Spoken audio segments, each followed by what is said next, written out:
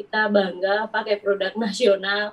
Karena salah satu yang akan membantu perekonomian negara kita nih biar nggak kena inflasi, kita Keren. harus kita harus pakai produk lokal sih.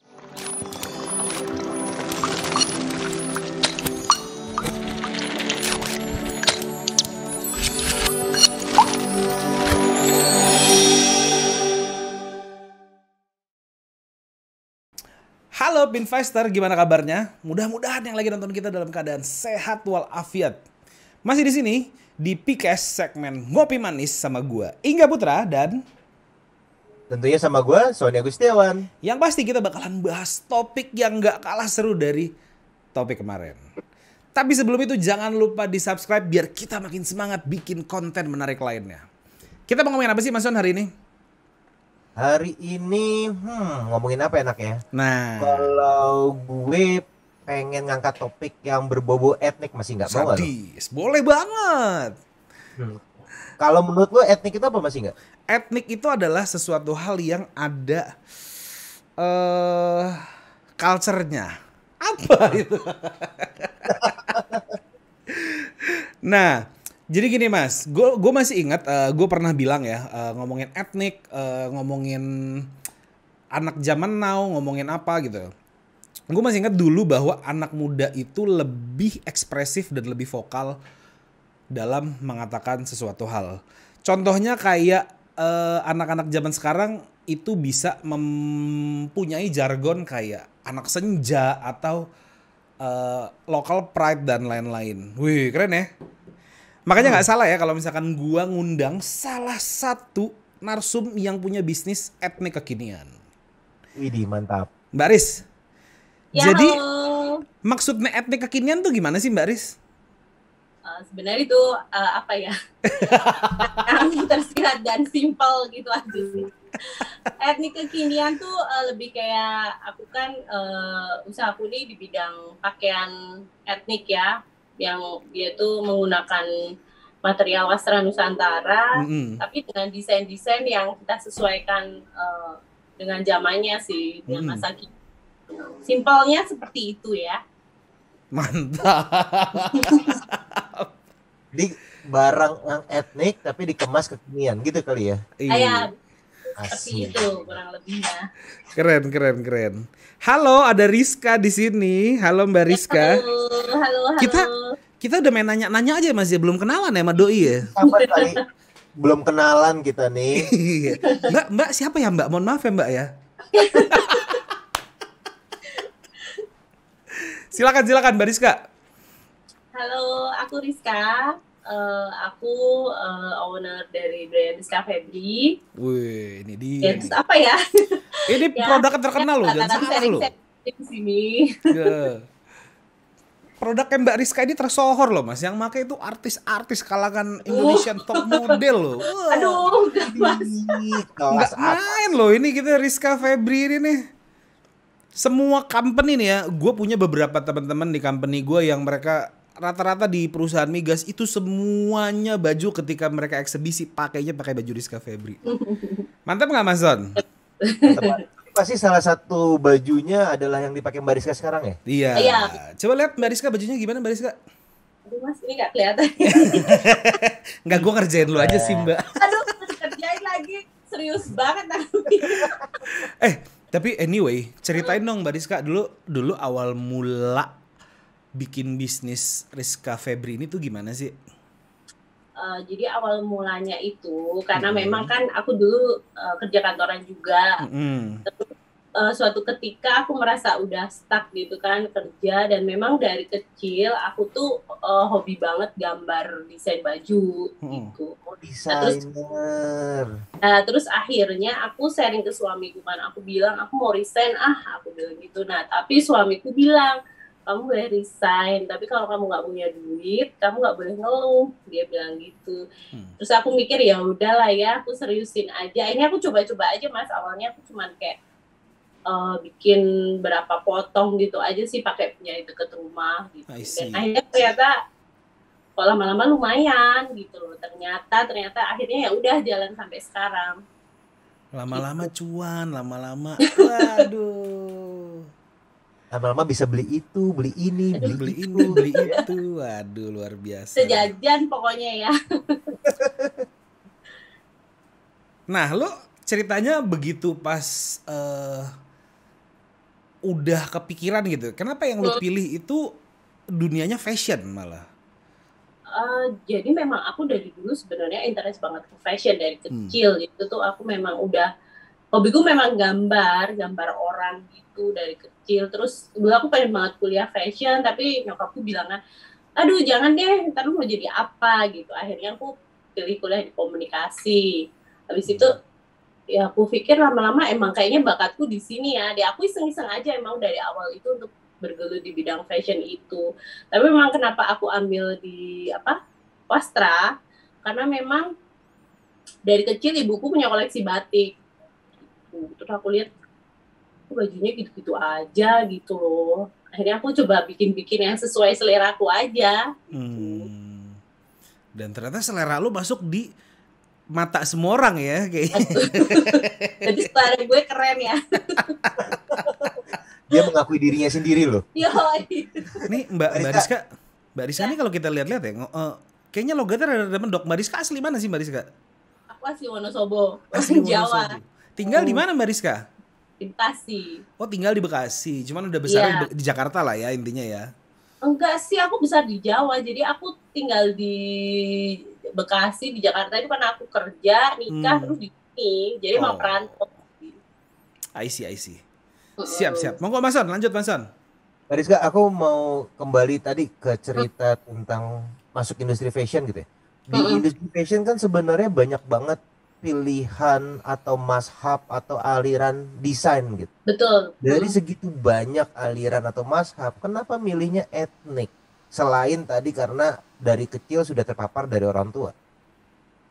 Karena aku ngelihat di Indonesia itu kaya banget wastra ya, ada batik, ada lurik, ada tenun, dan itu tuh buat aku itu bagus banget gitu loh. Aku ngerasa ini nih gue banget gitu loh. Aku ada feel gitu loh untuk kain itu. Jadi aku rasa ya memang ini cocok banget sama fashionku gitu loh. Terus aku ngelihat juga jadi kan karena memang aku dulu kuliah di Jogja juga kan Mas, dan kebetulan pengrajinku itu banyak ada di Jogja gitu kan. Aku sering datang ke sana. Jadi memang kayaknya tuh aku punya punya feel yang kuat deh kalau sama kain lurik, kain tenun itu tuh udah cocok banget gitu. I see. Tapi kalau misalkan gue boleh tahu ya, dengan etnik kayak gini, target pasar lu tuh siapa? Jadi Rizka Febri itu target marketnya perempuan sebenarnya, khususnya di usia 24 sampai 34 tahun. Jadi perempuan-perempuan muda, dinamis, dan fashionable. Rata-rata jauh itu sih Mas, target marketnya di umur segitu. Perempuan aja?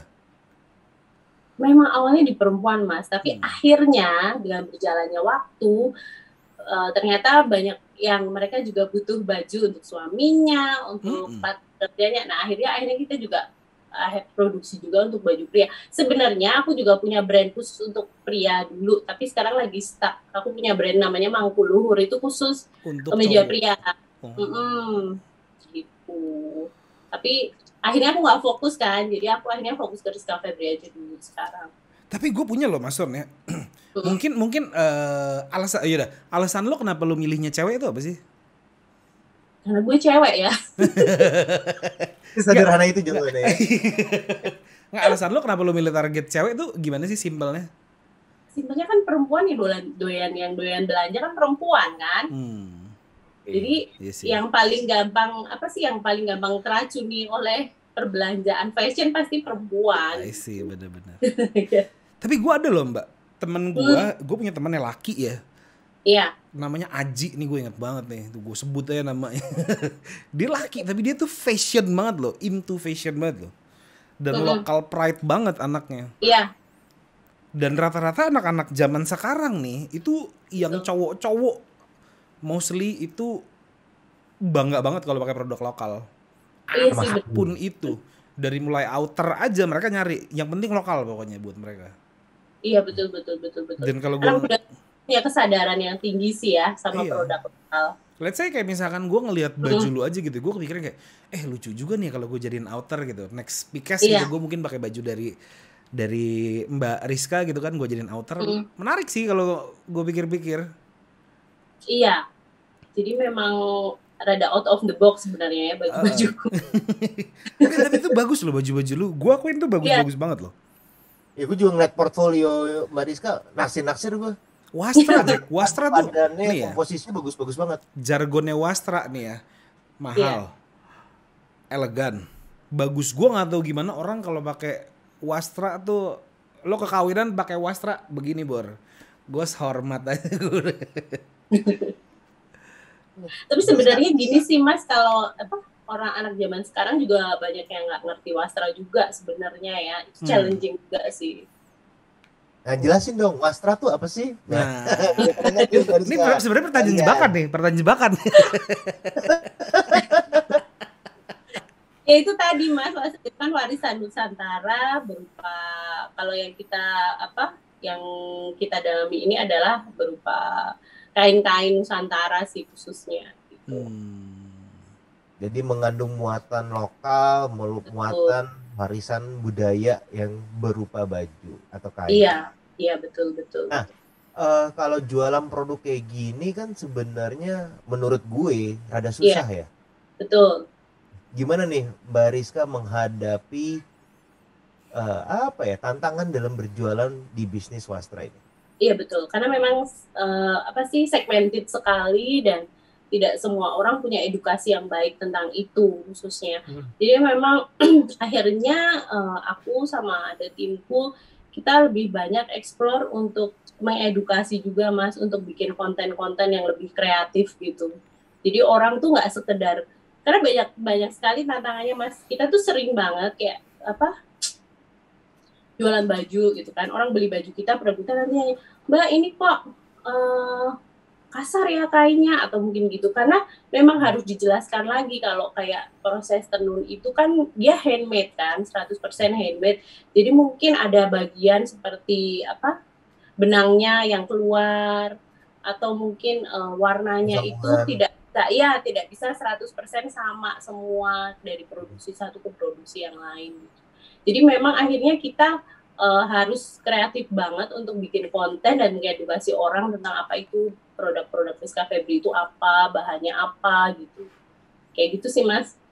Oke. Nah kalau selain tantangan dari segi penjualan, ada nggak tantangan lain di industri yang sekarang Mbak Rizka geluti? Selain dari penjualan ya?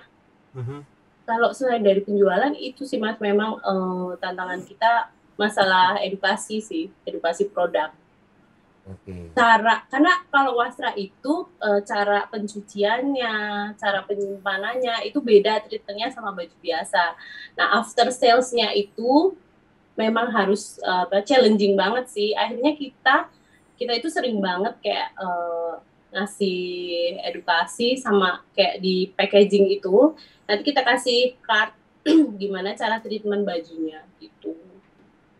Tapi Mbak Rizka menyediakan itu layanan after sales service, misalnya bisa chat, bisa ngobrol DM dan lain sebagainya. Oh iya Mas. Karena jujur dari awal itu tantangannya itu juga Mas, kita tuh sering banget pernah dapet komplain gitu karena orang nggak tahu cara treatment produk kita gimana gitu loh.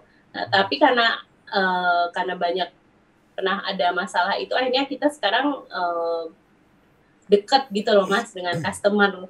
Karena kita akhirnya setiap kali setelah pembelian produk biasanya akan nanya, Mbak ini cara simpennya gimana, ini cara cucinya gimana, atau kalau kita bisa juga biasanya kasih juga komplimen. Jadi kalau mereka itu misalnya bajunya setelah sampai kegedean atau kekecilan, nah itu bisa di custom lagi sama kita. Jadi kita kasih servis itu juga.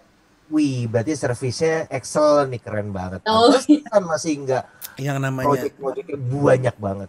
Yang namanya servis kan subjektif soalnya Mas Son. Jadi emang harus gitu sih. Iya sih. Nah, nggak adil rasanya kalau gue cuma nanya tantangan. Gue harus nanya ke sisi sebelahnya. Peluangnya gimana tuh Mbak Rizka di bisnis ini? Peluangnya sih sebenarnya kalau untuk bisnis Wastra itu bagus banget sih Mas. Karena marketnya wastra itu terutama kayak batik ya, batik tenun itu di luar negeri aja kayak di Malaysia, Singapura itu tuh orang suka banget sih sama produk kita. Dan khususnya sekarang anak muda itu udah mulai yang gue pakai batik keren nih. Mereka tuh udah yang mulai ngeceng pakai pakai baju wastra tuh udah bangga gitu loh. Memang ada peralihan apa ya, tren gitu loh.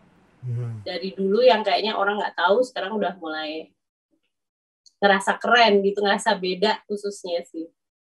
Oke, dulu berarti kalau kita bicara zamannya industrialisasi fashion, kemudian ada konsep slow fashion, sekarang wastra fashion. Keren. Ngopi dulu Mbak, ngobrolnya kayak Ngopi dulu. Bisa aja. Yang menarik nih Mbak, baju lu ini kan sempat kemarin dipakai di acara Indonesian Next Top Model tahun 2021. Iya betul. Iya kan? Tahun berapa maksudnya? Indonesia Next Top Model 2021 Mas.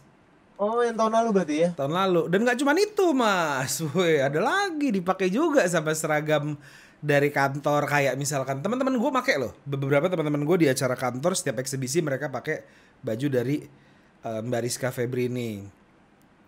Terus nggak cuma itu lagi Mas, masih ada lagi. News anchor juga pakai Mas, ya Allah. Wow, gile. Berarti ya? bener-bener brandnya udah dikenal banyak orang dong. Maksudnya gue kode juga, kita juga harus pakai juga gitu loh Mas. Boleh. Gitu ya. Kali disponsorin, nggak ada bercanda. Nah, gue penasarannya itu gimana Mbak waktu itu lu ceritanya tiba-tiba lu bisa masuk ke Indonesian Next Top Model, lu bisa masuk ke apa namanya ke corporate, lu bisa masuk sampai dipakai news anchor tuh gimana Mbak ceritanya Mbak? Sebenarnya tuh semua natural ya Mas. Asik. Gitu. Iya benar. Karena memang aku sendiri melakukan promosi itu ya secara ini aja, apa yang ada di hatiku aja aku bikin aku. Jadi mereka kebanyakan mereka memang tahu Rizka Febri dari Instagramku sih. Jadi mereka biasanya kayak untuk Indonesia Next Top Model itu aku dihubungin sama wardrobe-nya Net TV, terus dia tertarik dia pakai, udah kita kerja sama. Untuk TV juga sama sih, TV itu banyak yang termasuk kayak Mary Riana itu juga sering pakai bajuku. Ya, Riana. Gue sebenarnya tahu sih, cuman gue mancing biar dia ngomong. Aduh. Tapi gue suka lupa tahu Mas siapa aja udah pakai ya. Oh iya. Waduh, hebat loh. Nah, saking banyak Mas. Nah, terus yang menarik itu adalah ada salah satu corporate gitu ya, di mana corporate ini memang rigid banget ya. Ketika lo mau menawarkan baju, lo kan harus terdaftar sebagai vendor kanan gitu kan. Itu susah gak sih lo prosesnya? Prosesnya sama sih Mas, gue natural aja sih. Dia gak mau buka. Enggak, tapi itu balik lagi. Aku tuh selalu menanamkan after sales yang baik. Setiap kali apapun, walaupun orang itu beli produkku 1, 2 ataupun dia corporate, aku selalu punya berusaha memberikan after sales yang baik. Jadi dari situ memang akhirnya kita punya rekanan ke beberapa perusahaan migas yang lain. Memang itu sih. Tiap kali ada proyek itu kan memang pasti nggak smooth ya, pasti di tengah jalan itu ada aja lah tantangannya, ada masalah. Karena kita pakai bahan kayak gitu kan, itu proses bikinnya juga nggak lama, nggak bentar. Jadi memang challenging banget gitu loh. Tapi di situ memang kita itu selalu punya after sales dan komunikasi yang baik sih dengan semua klien kita. Luar biasa. Nah, tapi kan ngomong komunikasi nih Mbak Rizka. Iya. Berarti kan tidak hanya produk tapi komunikasi. Jangan-jangan ini terinfluence dari latar belakang pendidikan nih kali ya. Kan Mbak Rizka tadi katanya sarjananya komunikasi. Ngaruh nggak sih Mbak Rizka? Iya, komunikasi Mas. Tapi kan ngaruh. Dulu akhirnya sekarang berjualan jadi mendorong komunikasi. Iya, karena aku dulu waktu kerja kantoran kan aku pernah jadi AE ya. Oh, pantes. Iya. Itu kan biasa kan ya, setiap kali ada pekerjaan habis itu absen. Jadi akhirnya aku banyak belajar sih. Memang paling utama itu untuk membuat bisnis kita lebih bertahan, itu paling utama memang kita harus punya komunikasi sama after sales yang baik. Masih nggak nih kalau gue boleh pinpoint di sini gitu. Ini penting banget buat teman-teman investor, tolong dicamkan kata-kata Mbak Rizka ini. Bahwa lu punya produk yang bagus nggak cukup, gitu ya. Iya, Lu betul, juga betul, perlu betul. skill komunikasi dan juga after sales service. Ini penting Iya, banget. iya. Jadi Iya, soft iya. skill itu penting ya berarti ya. Iya, iya, iya. Kalau ngomongin industri fashion, soalnya sekarang banyak banget sih Mas, orang bikin baju sendiri, kayak aku juga banyak, baju-baju fashion banyak banget yang bikin. Tapi kan mungkin kita harus punya pembeda apa sih yang kita bisa kasih yang bagus buat layanan yang bagus untuk customer, ya salah satunya ini. After sales luar biasa. Tapi menarik ya. Tadi gue sempat loh. Gue nggak ngomong, gue cuma ngomongin corporate ya Mas Wan. Tiba-tiba dia ngomong, iya kalau masuk migas tuh gini. Dia nyebut merek juga boleh. Iya. Tapi kalau kita ngomongin Wastra ya, speaking of Wastra, lo kira-kira lo nggak ada nggak sih UMKM atau pengrajin lokal? Oh ya pasti. Jadi memang di Rizka Febri itu kita punya rekanan pengrajin lokal di beberapa daerah yang memang semua produk kita menggunakan hasil karya mereka sih, gitu. Kalau boleh tahu mereka di mana sih ininya pengrajin lo asalnya? Pengrajin kita tuh ada di Jogja. Untuk lurik itu kita pakai di Jogja dan di Klaten. Terus untuk tenun kita itu pakai di Jepara. Untuk batik aku pakai dari Solo sama Jogja sama Cirebon. Keren. Gitu. Dan semuanya handmade ya? Handmade. Ya itu challenging di produk kita tuh itu. Gue penasaran deh, ketika misal nih contoh gitu ya, satu perusahaan pengen bikin eksebisi. Oke. Pengen bikin eksebisi di hari apa gitu misalkan. Iya. Dia pasti akan ngasih tahu info ke lo bahwa gue mau bikin ini dengan quantity segini. Lead time-nya seberapa lama kira-kira tuh? Misalkan let's say kita ngomongin 10 gitu. Kita ngomonginnya handmade nih. Untuk lead time sendiri gimana? Nah itu kalau diceritain sebenarnya panjang ya. Nah, apa-apa, kita punya waktu 3 jam kok. Kita 3 jam loh. Kebetulan tim produksiku itu cowok semua kan. Jadi mereka ini nih gila kerja. Jadi memang aku itu sama timku itu setiap kali ada pesanan, misalnya saya bilang aja jumlahnya 50 gitu ya. 50 itu 2 minggu. Oh lama ya? Iya 2 minggu. 2 minggu 50. Itu tapi kan karena dari bahan dulu, dari pengrajin datang, baru kita proses. Kemarin itu juga ada 101 kita bikin, 110 itu 3 minggu. Karena bahan bakunya dari Bali. Masih enggak, walaupun cuma 52 minggu, tapi sebulan omsetnya beli motor 2 biji lewat. Nah, gue penasaran. Kalau kata orang Jawa itu Mas sawang sinawang. Nih kalau ngomongin lead time nih, ini biasanya suka ada cerita menarik nih sama customer nih. Ada nggak lo cerita menarik kayak, Mbak nih kok belum jadi sih bajunya gitu, acara udah mulai. Itu sering. Ada cerita menarik apa deh? Itu sering, ya itu khususnya untuk pesanan kayak corporate itu ya, karena memang kan kita dikasih timeline-nya itu mendadak. Ada yang ngasih waktu cuma 1 minggu, 5 hari, dan itu barang harus jadi. Cuman ya balik lagi Mas, memang kalau aku selalu ngejelasin kan ke klien, Mbak kalau waktunya mepet gini, aku jelasin bahanku nanti datangnya di tanggal segini, ini segini. Nah nanti pas proses produksi itu kami harapkan maksudnya mereka tuh udah fix gitu loh, dari segi desain, dari segi ukuran. Karena kalau yang dadakan itu biasanya mereka kan banyak banget yang tahu-tahu tuh ganti ukuran di tengah jalan, padahal udah di setengah jalan harus dirubah. Tapi selama kita punya komunikasi yang baik sih, semua bisa diatasi lah. Tapi emang iya sih, anak-anak kantoran tuh penyakitnya gitu tau. Lu hari ini lu pinggangnya ukuran 34, besok pinggangnya bisa 36. Iya. Terus nanti H-2 Mbak, yang kemarin 2 nggak cukup, boleh nggak diganti? Nah. Nah, Mbak Rizka, kalau terkait dengan ukuran, biasanya pakai ukuran standar SML atau benar-benar body fit sih? Kita ada 2 servis sebenarnya Mas. Ini bisa dari customer bisa ngasih ukuran mereka. Yang kedua kita juga punya standar ukuran. Tapi kalau kalau yang dadakan-dadakan gitu mereka pakai standar ukuran sih biasanya. Kalau custom waktunya lebih lama ya, harus dibuat satu-satu dulu gitu. Tapi bisa ya custom ya? Bisa banget, bisa semua pokoknya kita Mas. Apa lu gak ada?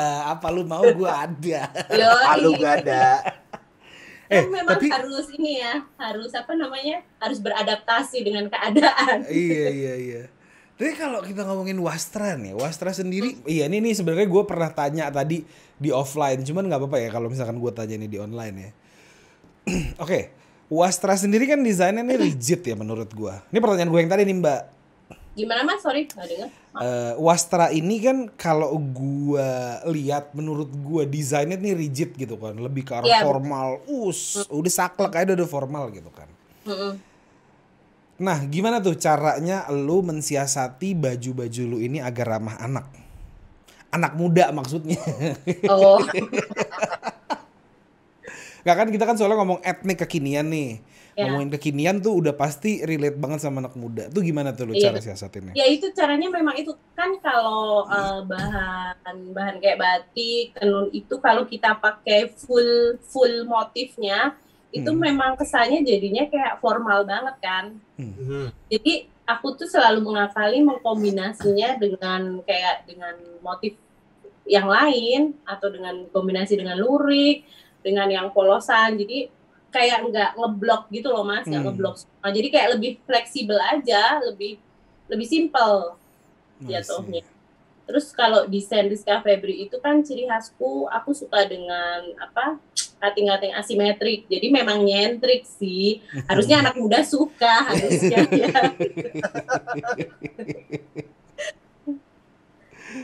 Nah, pantesan gue ngeliat di portfolionya Mbak Rizka itu banyak banget desain-desainnya tuh yang diagonal, horizontal gitu-gitu ya. Iya. Yang campur-campuran. Nah, proses desainnya tuh gimana Mbak Rizka?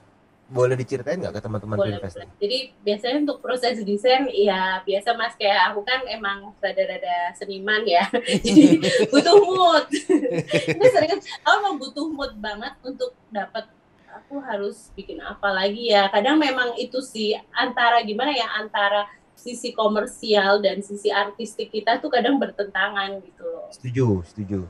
Karena kalau udah komersil, ya kita harus continue, harus everyday kita bikin kayak gitu. Tapi kan namanya mood itu untuk memunculkan semangatnya, itu kan kadang juga lagi nggak mood.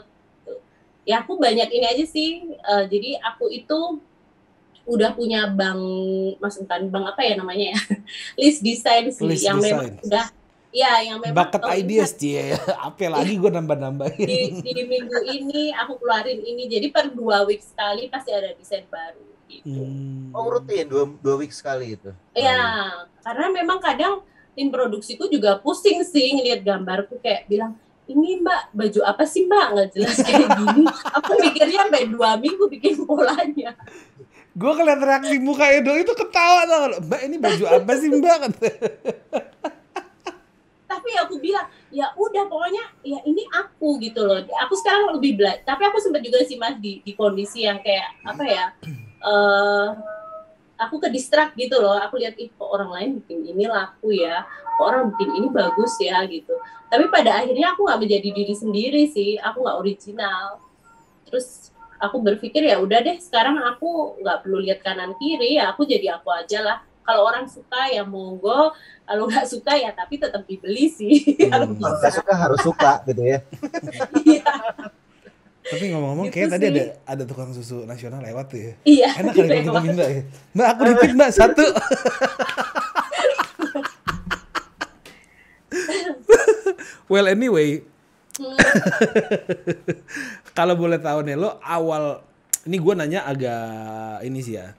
Kalau boleh tahu awal mulai lu bisnis ini, itu lu dapat angel investor nggak atau memang lu dari modal sendiri? Angel investorku ya suamiku sih. Waduh. Awalnya ya Mas ya, enggak sih, aku nggak ada collab dengan siapapun sih. Ini berjalan sendiri aja. Dari kecil sampai gede gitu ya, pokoknya tiba-tiba sampai segede sekarang ya. Ya, amin. Sebenarnya gimana ya Mas, proses bisnis itu kan nggak bisa instan ya. Kita nggak bisa Iya. ngomong kayak gila lu udah sukses gitu. Nggak juga sih, karena kalau menurutku kalau kita udah bergerak di bidang entrepreneur, ya setiap saat kita harus harus belajar dan tetap merasa insecure sih, nggak bisa ngerasa udah fix gue udah aman, itu nggak pernah sih aku. Tapi kalau menurut lu deh, tantangan di dunia fashion secara umum tuh apa? Tantangan secara umum ya di situ sih, fashion itu kan dinamis banget ya di Indonesia khususnya. Terus juga persaingan juga banyak banget, banyak yang lebih kreatif, lebih ke orang tuh nggak semua orang ternyata ngerti produk kita gitu loh. Gimana caranya tuh orang aware sama produk kita, karena kalau cuma lihat bajunya bagus tapi orang nggak tahu brand kita juga sama aja kan gitu loh. Jadi tantangannya lebih ke apa sih, untuk lebih branding kita, terus produk kita bisa terus dikenal secara stabil sih, lebih ke situ sih kalau aku. Tapi kalau Berapa misalkan lama tuh Mbak Rizka waktu Gimana, itu Mas?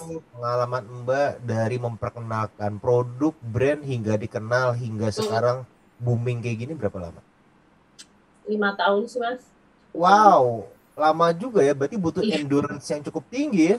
Konsistensi dan endurance, betul. Tapi kan Mbak Rizka kan kerjaannya menggunakan hati ya, karena memang berdasarkan dari suka mengerjakan ini. Iya. 5 tahun nggak berasa kayaknya ya. Ya gitulah ya, sambil selonjoran. Jadi nggak ada tuh ya ceritanya setahun langsung terkenal, langsung sukses tuh dongeng doang gitu ya. Iya betul. Ini tapi benar loh Mas, kalau diomongin sih sekarang kita juga masih di pemulihan ya, karena kemarin pandemi 2 tahun kita drop banget sih. Gitu. Iya, kita sempat kayak cuman bikin masker doang gitu loh. Aku sempat struggle di situ. Terus bikin masker nggak tren, bikin apa lagi. Selama 2 tahun itu ya, berarti dari 2020? Iya, sampai 2 tahun. Kita struggle banget sih. Oke, itu berarti benar-benar zero dong ya. Terus gimana tuh? Ya itu Mas, berdoa. Maksud gue kan lu bisa bounce back nih sampai sekarang gitu. Itu gimana tuh ceritanya tuh? Ya akhirnya, pandemi itu aku cukup banyak nge-cut karyawan juga sih waktu itu Mas. Jadi akhirnya aku benar-benar efisiensi, kayak ternyata aku rubah nih, yang dulu aku harus punya admin banyak, akhirnya aku mikirin aku untuk punya admin cukup 2, terus aku yang paling aku rubah lagi strategiku, aku harus banyakin ke konten kreator. Jadi dari pandemi ini aku banyak belajar sih, ternyata yang kita butuhin itu lebih banyak untuk gimana caranya orang tuh tetap tahu produk kita itu ada. Gitu. Eksistensi ya. Betul. Jadi kita struggle banget sih di konten, terutama untuk sekarang itu kita banyakin di TikTok gitu. Tapi kan belajar banyak dari permasalahan. Oh iya, betul. Iya. Kalau dulu kan pendewasaan bisnis. Aduh, iya sih betul. Kalau dulu kan kayaknya ya udahlah ya, udah enak gitu. Ternyata setelah pandemi itu tuh, aduh, itu struggle banget. Jadi apa yang lo pelajarin dari pandemi selain dari lo merubah restruktur tim lo ini? Nggak ada yang pasti sih, yang jelas. Memang kita nggak bisa ngerasa kita tuh udah di bisnis level yang aman. Jadi setiap harinya ya kita harus selalu inovasi sih. Benar. Dan harus adaptasi sih sama keadaan, itu paling penting. Nggak bisa kayak dulu kan cuma Instagram ya, kita Instagram itu ya udahlah orang pasti lihat. Sekarang ada TikTok, dan TikTok itu beda lagi. Gila, gue ngeliat orang dunianya jualan beda di TikTok tuh barbar loh Mas. Maksud gue gini loh, dia bisa loh, iya Mas ini coba, ini ada baju kayak gini. Dia live di TikTok, dia jualan ya, Mas. Betul. Tapi menurut lu gimana Mbak Riz? Efektif di TikTok jualan? Efektif sekali sih. Kalau kita FYP ya, kalau satu konten kita FYP itu amat sangat efektif sekali, jauh sih sama Instagram saat ini ya. Mbak Rizka, lu ngomongin FYP membuat gua tercubit nih hatinya. Kalau Iya. boleh Terkubit lah tuh ya. gimana sih Iya. gila, asli artinya gila. Eh, tips and trick dong untuk teman-teman investor yang lagi nonton di YouTube maupun denger di Spotify. Gimana caranya bikin konten TikTok yang FYP? Nah Boleh bener nggak nih, menarik dong nih. sharing? Cakep loh Mas Son. Ini Hah? menurut pengalamanku aja ya Mas ya gitu. Justru Ini juga pengalaman itu yang paling proven kan? Iya dong. ya, jadi di Rizka Febri itu kita itu sudah mulai mencoba main TikTok itu dari tahun lalu. Hmm. Dari tahun lalu dan kita baru ngerasain akhirnya sekarang tuh beberapa kali lah dan seringlah FYP itu setelah setahun kita konsisten main TikTok. Oke. Dan ternyata TikTok itu memang beda banget ya sama Instagram. Kalau Instagram itu kan algoritmanya dia suka berubah-ubah kan. Dan kalau TikTok itu memang paling penting itu Tadi dulu, tunggu pesan-pesan berikut. oh sorry Iseng banget sih gue. Ya kan habis orang-orang pada nungguin tuh, gimana caranya? Ayo Mbak, lanjut. Sorry bercanda. iya itu yang paling penting tuh kalau di TikTok ya memang kita harus konsisten untuk bikin konten dan sampai kita ketemu kliknya nih. Kayak di Rizka Febri itu di TikTok itu yang kontennya FYP itu biasanya OOTD fashion atau cara-cara tips and trick fashion. Nah akhirnya kita ketemu, oh ternyata kita kalau orang tuh lebih suka ke tips and trick. Nah akhirnya kita kembangin terus tuh konten-konten di tips and trick gitu. Menarik juga ya. Iya sih, menarik ya kalau konten tips pakai baju, tips pakai dasi ke kondangan, tips pakai jas ke kondangan. Iya, itu TikTok tuh iya. menurutku legit banget sih dan ibaratnya tuh dia subur lah kalau TikTok tuh. Instagram mungkin rada boring aja karena udah bertahun-tahun ya. Gue ada sih beberapa akun Instagram yang gue follow ya, gue follownya yang tips and trick gitu sih. Oh ternyata doyan fashion ya. Oh enggak, maksud gue tips and trick yang memudahkan hidup gue aja. Oh iya betul. Iya, menarik juga ya kalau misalkan konten tips and trick ya. Tips and trick, edukasi itu TikTok itu bagus banget sih di situ. Karena orang akhirnya kayak pernah hard selling nggak Mbak Rizka? Kayak gue jualan ini gitu kayak yang di pasar-pasar gitu. Tapi di TikTok ada loh yang gitu Mas. Ya, ada kalau hard selling itu kita pakai live TikTok sama live IG. Efektif tapi itu. Efektif sih, efektif gitu. Ya cuman gimana ya kita nggak bisa ngomongin juga setiap bulan penjualan kita pasti bagus juga enggak sih. Tapi memang tergantung lagi kitanya mau effort apa enggak sih. Sekarang sih itu aja sih jawabannya Mas. Nggak bisa yang kayak aduh brand gue udah gede ngapain juga gue kayak gitu, udah nggak bisa. Jadi memang kita harus mau effort aja, lebih capek memang, tapi ya emang itu adaptasi gitu. Harus mau ngejar bola gitu ya. Iya betul. Tapi kalau gue penasaran deh Mbak, kalau bisnis model lu ini jualannya ada toko offline nggak sih? Sebenarnya gue nggak ada toko offline ya. Toko offline gue cuman ada di alun-alun Indonesia sama di Krasnada Jabar saat ini. Jadi benar-benar pure online ya? Pure online sih. Dan lu lebih banyak arahnya ke corporate gitu? Enggak juga sih. Aku ada corporate sama ada retail juga. Terus gue mau nyari retail baju lu di mana Mbak? Kan ada di IG dan di Shopee. Oh siap.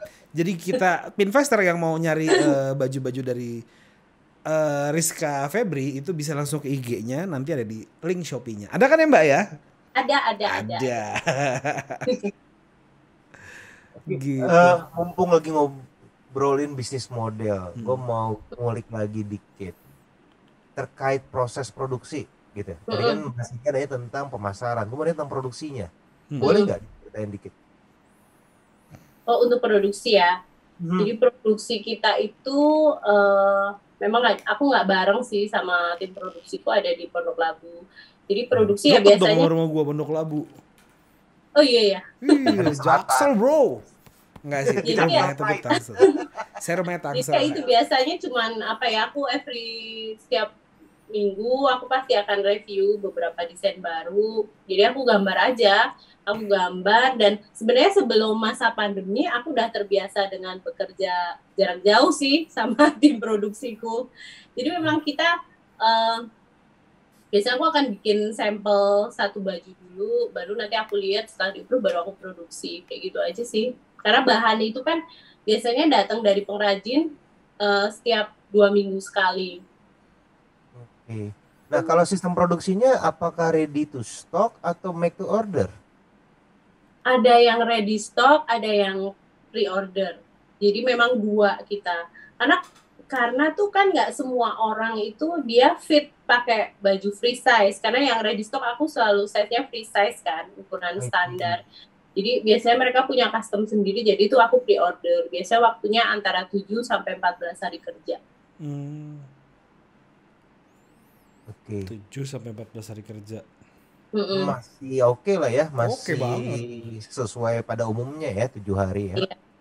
Ya itu salah satu ini sih sebenarnya, salah satu cara kita untuk beradaptasi dan bertahan sebenarnya. Pre-order itu ya cukup membantu kita dari masa pandemi ke sekarang, jadi kita kayak lebih bisa mengatur secara apa ya, keuangannya juga, dan secara ini nih Mas, produksi bahannya, karena bahannya itu kan nggak selalu ready, ada banyak. Jadi kita nggak bisa nih pesen kayak tenun jumlah 100 piece, itu nggak bisa. Tenun itu misalnya ada cuma 2, 3, kalau kita mau pesen juga berbulan-bulan gitu. Ya berarti tadi kalau bahasa kerennya menjaga cash flow tetap lancar. Ya gitu deh, betul. Seaja nih. Ini siapa nih? Gue yang nanya nih ya, Mas Son. Mbak, lo nggak kepikiran pengen bikin ini Mbak? Apa namanya? Fashion show gitu? Fashion show, aku pernah sih beberapa kali gitu fashion show. Tapi buat acara-acara yang nggak terlalu ini. Enggak sih, belum sih Mas, saat ini belum. Karena apa ya, aku belum siap aja. Karena dari kemarin pandemi ke sekarang itu tuh produksiku masih agak belum bisa terlalu banyak. Mungkin kalau aku dapat kesempatan acara yang menarik dan cocok dengan dengan visi misiku, ya mungkin aku mau gitu sih. Luar biasa. Nyambung dikit dong tentang fashion show, karena pasti gue yakin nih teman-teman Pinvestor banyak yang bingung. Apakah kalau kita bikin bisnis fashion harus fashion show nggak sih sebenarnya? Seberapa penting sih fashion show di industri ini? Kalau aku pribadi ya, kalau menurutku enggak sih. Enggak. Fashion show itu lebih ke branding aja sih sebenarnya. Kalau mungkin kita punya budget dan kita punya produk yang bagus serta target market yang sesuai, itu sih boleh bagus. Tapi kalau untuk kita yang masih pemula atau kita pengen, iya, aku lebih menyarankan ke konten sih, lebih banyak dia belajar untuk ke konten. Jadi fashion show ini branding or flexing nih? Wis. Ini menggiring opini banget nih Mas Hingga. Gue bercanda ya Allah. Mas Hingga, kita bisa ngajak teman-teman Pinvestor buat komen. Iya, Pinvestor boleh. milihnya mana? Branding atau flexing? Yes, jangan lupa tulis di kolom komentar. Habis itu gue dihujat. Nggak, gue cuma bertanya. Jadi untuk branding or flexing, boleh lah ya. Boleh. Tapi kalau dalam bisnis ini ya, namanya bisnis pasti ada dong yang namanya jatuh bangun ya kan. Nah, kalau dari lu kisahnya gimana tuh Mbak Riz? Selama lu bikin bisnis, pernah nggak lu jatuh banget? Kan tadi yang pandemi udah pernah tuh lu ceritain tadi sebelumnya. Selain dari pandemi, pernah nggak lu sampai ngedrop banget? Sebelum pandemi sebetulnya enggak sih Mas. Ya maksudnya masih stabil. Iya, ya pandemi aja itu yang bikin kita lumayan shock. Gitu. Jadi kalau Mbak Rizka tuh gini Mas Sony, kadang ada masa kita di atas, ada masa kita di atas terus gitu loh. Jadi nggak pernah di bawah, di atas. Adanya cuma atas dan atas banget gitu ya. Atas banget. Ya kan? Enggak. Tapi ya itu juga sih, kayak kata Mas Sony tadi sih, gimana cara ngatur cash flow kita aja sih. Jadi nggak bisa kayak di zona nyaman sih, zona aman itu udah nggak ada sih. Jadi ya memang gimana caranya deh kan pasti ada seasonnya Mas kalau fashion itu.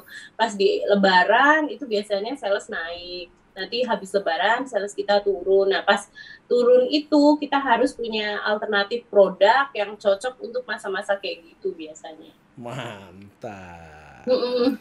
Peak season sih, peak season. Peaknya itu biasanya lu di musim apa tuh Mbak? Biasanya kalau lu jualan. Kalau jualanku tuh kalau peak season ya pasti di Lebaran, akhir tahun. Terus kalau kayak corporate itu juga bulan-bulan Juni, April, Mei, Juni. ya April, Juni, iya. Apa lo gue? September. Nanti September. Sama kalau itu, sama kalau lagi musim kawin. Iya, kalau musim kawin musim terus ya. Sering ini pasti. Ya kan kalau banyak yang menikah, banyak yang kawin, orang kan banyak perlu baju ke kondangan kan. Iya, iya, baju kondangan iya. Jadi Bagus mereka sekali biasanya menyelamatkan dirinya Mas Son ya. Mas Son senang banget bermain di ujung tanduk ya. Aduh, Mbak, apakah ini bisnis pertama Mbak Rizka? Apa sebelumnya pernah coba bikin bisnis yang lain? sebenarnya pas zaman aku kerja kantoran itu aku pernah punya bisnis thrift sih. Dulu aku thrift mainnya. Fashion juga berarti ya? Thrift fashion, iya. Nah, udah sih terus habis thrift udah aku bergelut di sini aja dari dulu. Nggak pernah ada bisnis lain sih. So far. Nah, kenapa tuh berhenti atau menyudahi bisnis thriftnya? Karena aku lebih fokus ke Rizka Febri sih waktu itu. Jadi aku paralel ya jalanin ya? Iya, aku tuh bukan tipikal orang yang bisa kerjaan banyak gitu loh Mas. Memang nggak multitasking. Jadi harus fokus ke satu gitu. Berarti orangnya setia, flexing deh. Aja nih Pak dosen, aduh. Udah lu lagi nggak? Malu kan? Yaudah, kedepannya bakalan ada apa nih di kedepannya bakalan ada apa yang baru di Rizka Febri nih? Untuk kedepannya sih ini planning sih baru planning Masun. Aku sih pengen ngebantu UKM juga. Jadi beberapa pengrajin itu kan mereka punya produk ya kayak kain. Nah itu aku pengen nantinya aku juga akan jualan juga produk-produk wastranya yang belum jadi baju ya. Jadi aku pengen nantinya Rizka Febri itu dari hulu ke hilir itu ada semua gitu, ibaratnya gitu ya. Amin. Amin. Beres. Sebelum gua tutup, any last word dari lu Mbak? Masih nggak? Sebelum ke last word, gue mau satu pertanyaan tambahan. Apa boleh Mas? Ada nggak kesan atau pesan atau ini deh wejangan dari Mbak Rizka untuk para konsumen Indonesia dan untuk para IKM yang bergerak di industri wastra? Ada 2 wejangan. Monggo Mbak Rizka. Wejangannya apa ya? Ya kalau aku sih untuk para customer juga ya marilah kita pakai produk lokal, kita bangga pakai produk nasional. Karena salah satu yang akan membantu perekonomian negara kita nih biar nggak kena inflasi ya Mas. Kita harus pakai produk lokal sih, bangga pakai produk lokal. Ya, jangan cuma buat gaya-gayaan, tapi memang dari hati kita suka produk lokal sih. Gitu. Luar biasa. Kalau untuk IKM? Local pride. Wow. Ya untuk UKM saatnya kita berkolaborasi sih kalau aku. Cakep. Iya. Well, thank you banget. Kita udah bisa saingan kok. Kita sekarang kolaborasi aja. Iya, benar. Sekarang dunia ini udah begitu kok kolaborasi. Iya. Sama kayak jargonnya Pinvest, learn, connect, collab. Masuk ya? Iya. Betul. Well anyway, thank you banget ya Mbak Rizka. Iya, sama Mas. Udah mau mampir-mampir, udah mau ngobrol-ngobrol santai bareng kita di Pikes segmen Ngopi Manis ini. Mudah-mudahan apa yang dicita-citakan Mbak Rizka itu tercapai dan kedepannya kita semua makin sukses juga. Oke, kalau gitu kita langsung tutup aja. Thank you banget buat semuanya. Sampai jumpa di Pikes selanjutnya. Jangan lupa di like, di share, di subscribe, dan di komen yang barusan tadi kita omongin di komen antara flexing atau branding. Kalau gitu gue Ingga Putra. Gue Sony Gustiawan. Dan aku Rizka. Sampai jumpa di Pikes segmen Ngopi Manis selanjutnya. Bye-bye. Bye bye, selamat ngopi semuanya. Ya, thank you.